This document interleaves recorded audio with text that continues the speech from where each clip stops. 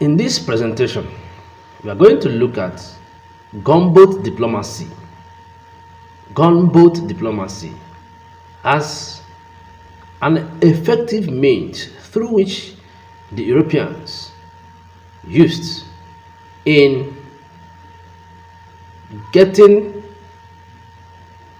acquiring treaties of protection from African leaders of some kingdoms and empires and communities before the colonial period and also during the colonial period. And this gunboat diplomacy simply means the coercive method of keeping a ship armed with guns, with large cannons, with effective destructive capacity on the coastal areas, and making sure African leaders were aware that such giant ship, armed giant warship was present in their close to their territory, and at the same time demanding cooperation from these African leaders or kings.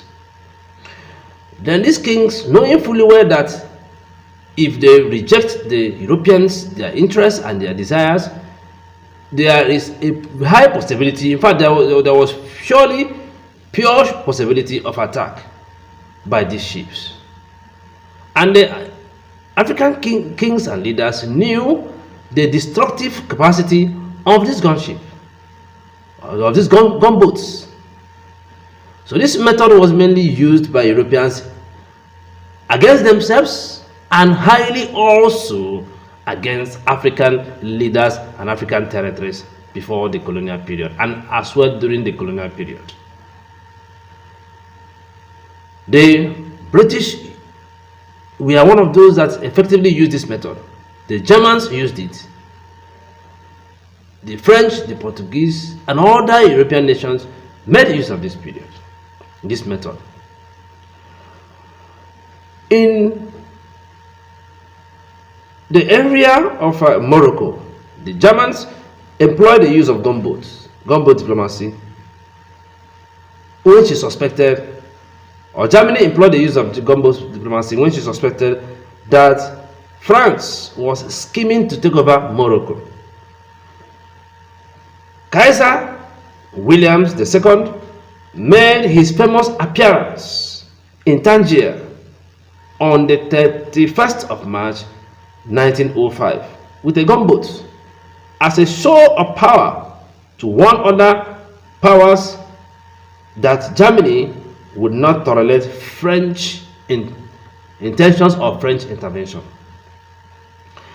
This method of subjugation was also frequently used by the British in acquiring a lot of awesome African states. We have some examples to it. In 1891, the British acting Consul General, precisely acting Consul Rathmore, invited Nana of Ishekiri to Lagos to answer charges against him. But let me actually go to the incident of Jagat of Abubu. Jagat of Abubu had running issues with the British as at that time. The British were seriously looking for means to enter into the hinterland inside of the area that later became Nigeria, precisely later became southern and southeastern Nigeria. And Jagat knew that for the British to have access to this hinterland, they would have to pass through his territory, Opobo. And Jagat was already involved in doing business with them, but the British wanted to boycott Jagat. Jagat was not comfortable with this. Jagat objected and blocked the entrance of Europeans into doing business within his territory. This did not get down well with the merchants, British merchants. They complained to the acting or the consular general, Consul Johnson, H. Johnson, Consul H. Johnson sailed to Opobo with a giant gunboat at the coastal kingdom or Opobo kingdom.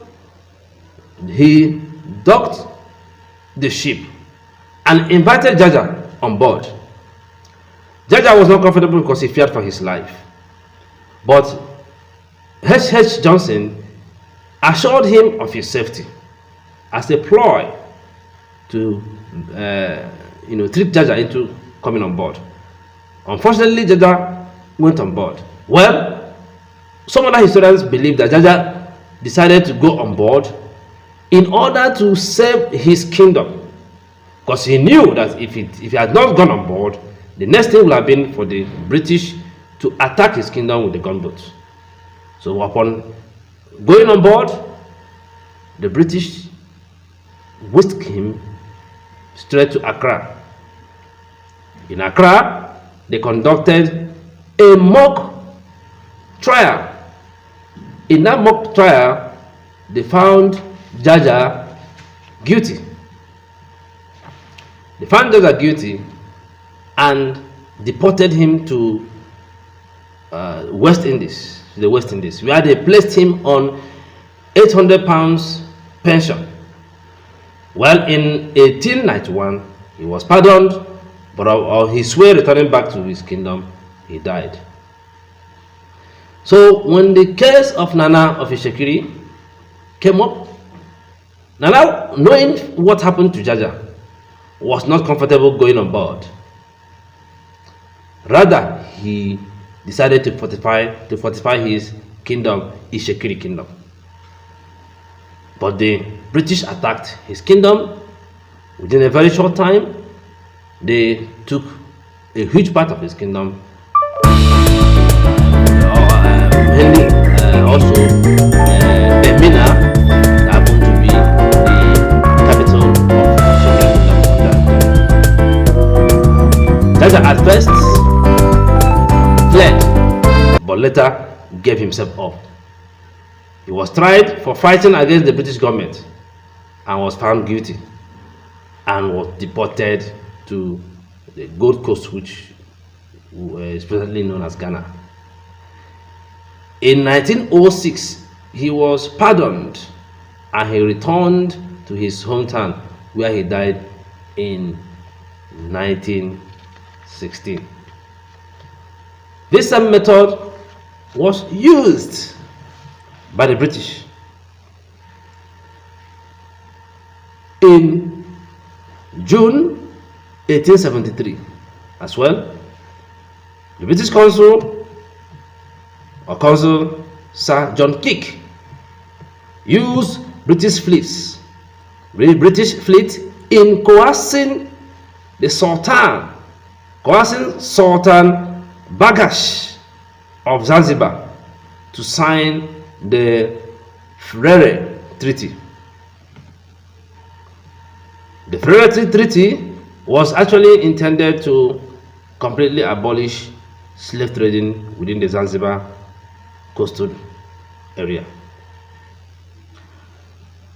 So the diplomatic method used by these Europeans were not actually, or the diplomatic engagements of these Europeans were not actually meant for Africans to actually to present their say and be respected. Rather, it was, in most of them were actually a mere ceremonial action. For it to be that, yes, this is what we want, agree to it, sign up to it, sign this document of protectorate. If you don't, we will attack you. This was the diplomatic method used by most Europeans during the pre-colonial period, during the pre-colonial period and the colonial period, on most of the coastal areas in Africa. Most of the coastal areas where these Europeans operated. And that was well, part of their desire, or part of their move to conquer and take over Africa. Please subscribe to our channel and click the notification icon so that anytime we present a new or bring a new presentation, you'll be one of the earliest persons to be notified. Thanks for still being part of our channel.